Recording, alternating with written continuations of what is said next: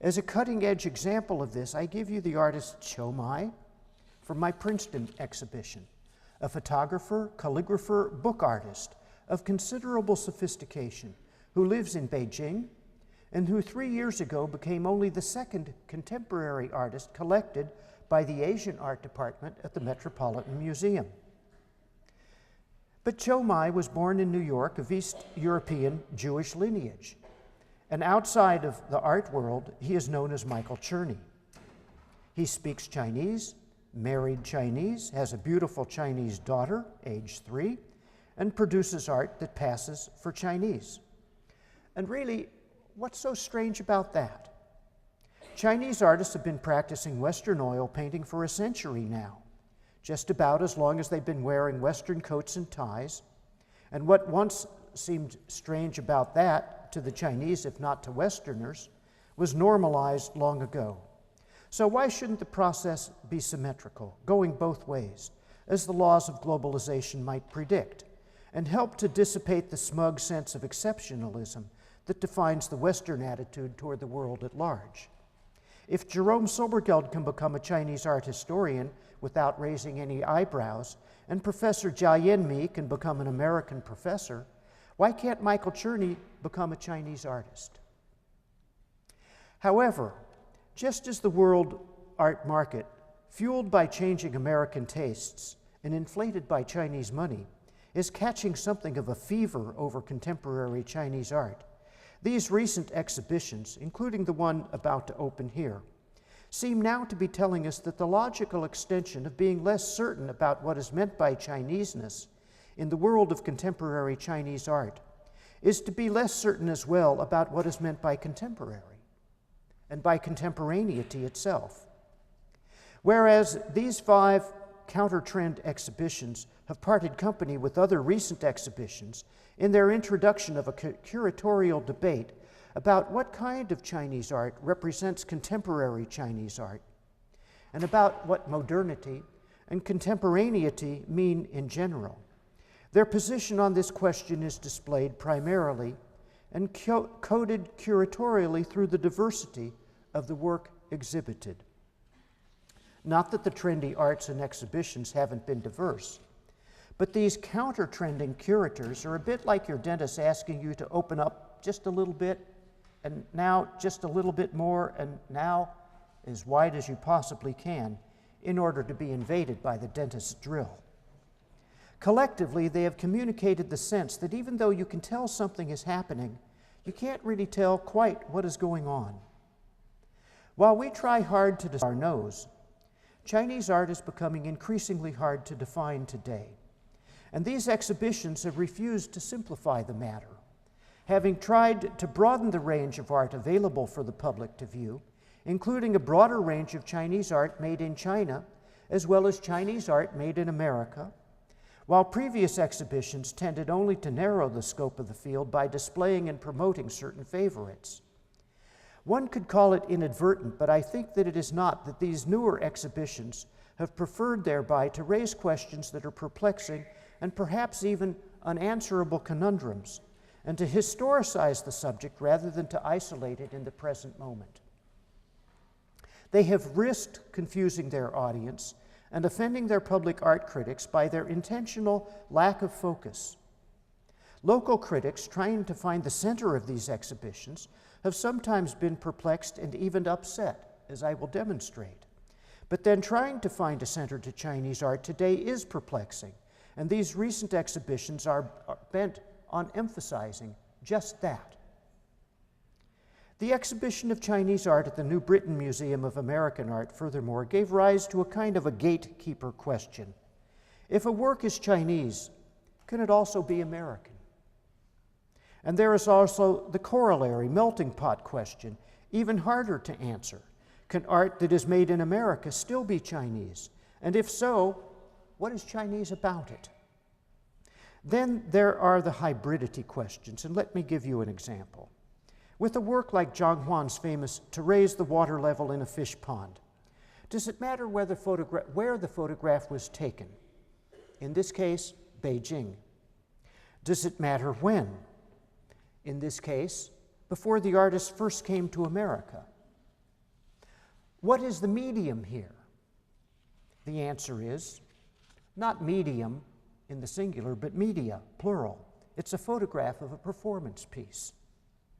Performance art was initially conceived as avant-garde, as pure art and ephemeral, designed so that it couldn't be commercialized and sold in the bourgeois art trade. But photographed, it becomes a commodity. Does it matter that the piece here was designed by Zhang Huan? But the actual photographer was the very American celebrity photographer, Robin Beck. Whose work is this, the Chinese performers or the American photographers? The answer, probably, is it belongs to the Chinese performer. Does the photograph become any more American if this particular copy was actually printed in America, in New York, by the performance artist's New York agent? If that makes it more American, does it also make it less Chinese? What does it tell you about curatorial strategy that this well-known work has usually been exhibited, most recently at Asia Society in New York, without attaching Robin Beck's name to it? Over my protest, I might add, as the chairman of their gallery committee. Does it matter that Zhang Huan's work had little impact in China and might scarcely be known but for American galleries, exhibitions, and marketing, and that Zhang Huan himself quickly learned to adjust his work to those overseas venues even before he left China for New York? Conversely, does it matter to the Chinese of Arnold Chang's art that he wasn't born in China, where his parents came from, but instead was born in Manhattan? Or that his 25 years of training in Chinese painting with the famous Chinese painter, art teacher, collector, and connoisseur C.C. Wong took place in Manhattan, and that Arnold Chang's studio now is in New Jersey? Arnold Chang was born to an immigrant family in the restaurant business. When Zhang Hongtu became one of the earliest artists to migrate to the United States in 1982, Arnold Chang was here to greet him. A second-generation American, he had no need for things Chinese and didn't even begin learning Chinese until college. But in time, he had less need for things American than Chinese, and Arnold Chang belatedly became the Chinese artist Zhang Hong. He became a master of the traditional styles and a proud arch conservative. His works look old-fashioned. Moreover, they all sort of look alike, but only to the uninitiated viewer who doesn't recognize that who their models are, and who doesn't know the difference between Yuan and Ming Dynasty painting, or between Nizan and Dong Qichang, who are as different from one another as Cézanne from Van Gogh. I try to make my paintings look like Yuan, he said, so that maybe they'll at least look like Ming. Any innovations in his work are subtle, and yet no scholar could confuse his work with their ancient models. There are changes, there are innovations and modernizations.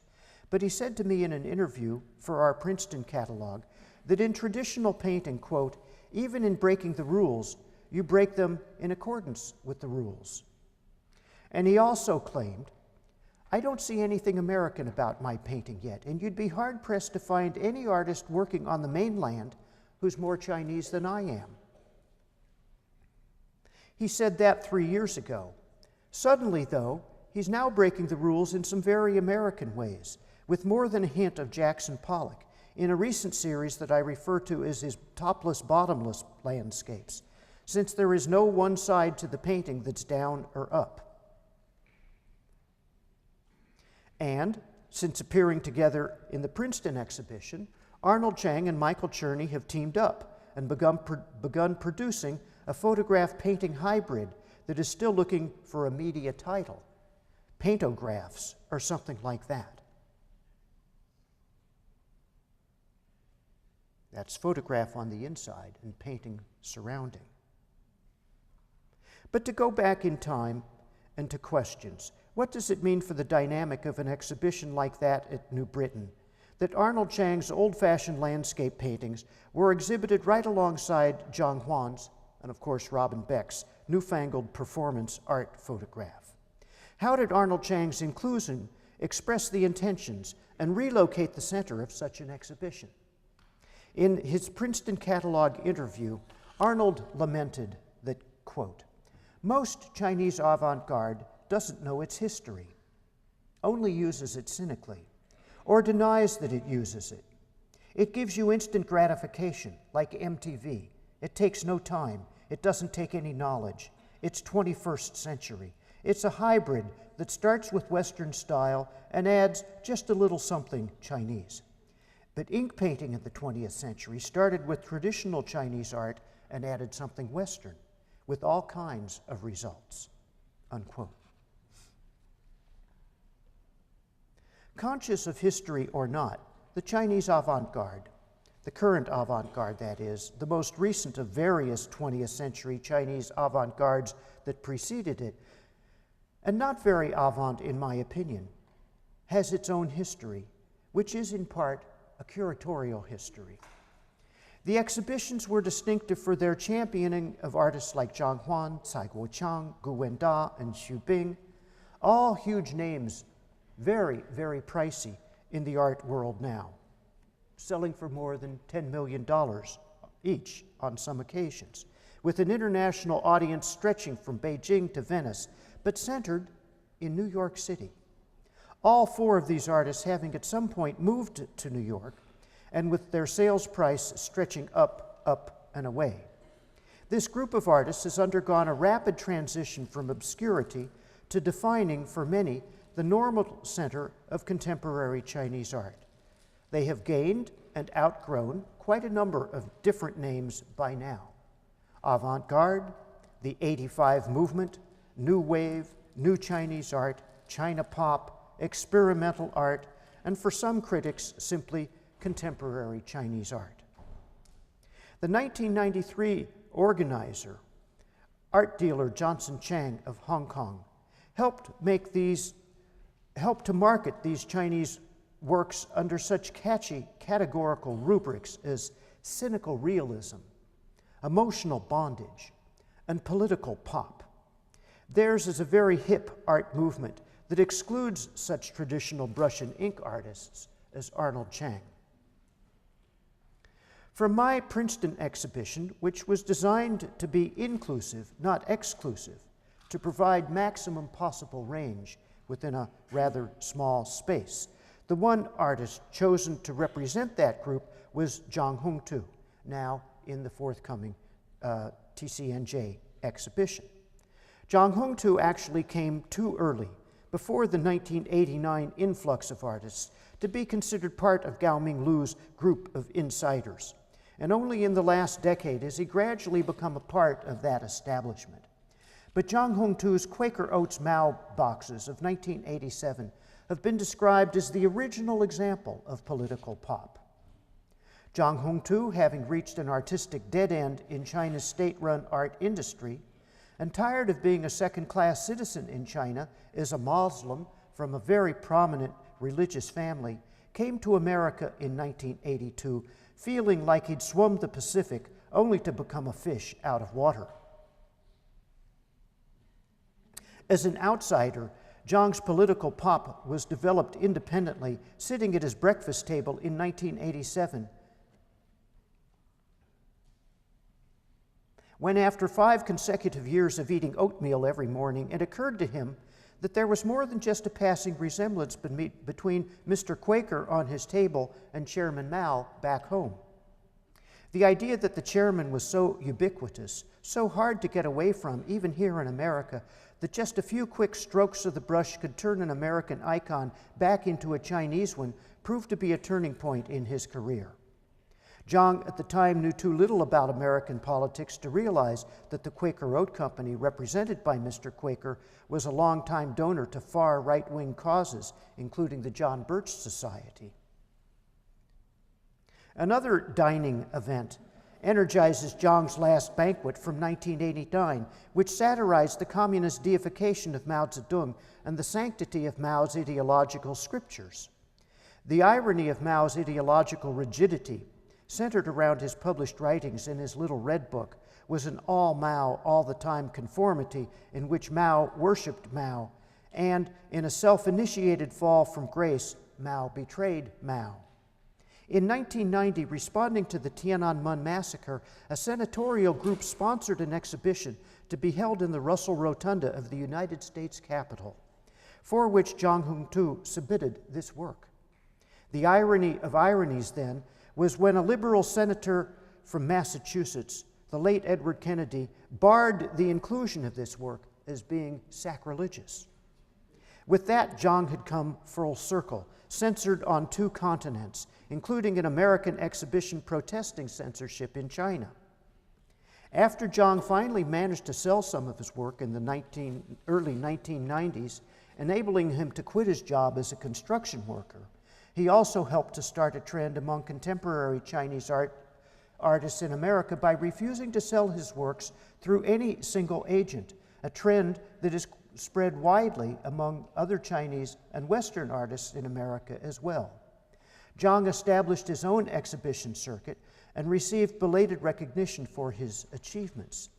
Distinctive among his works from his so-called Material Mouse series is Zhang's ping pong table, reminiscent of the so-called ping pong diplomacy that accompanied Kissinger and Nixon's recognition of China in the early 1970s. Actually playing on Zhang's table, which he invites museum guests to do, one discovers that it is not only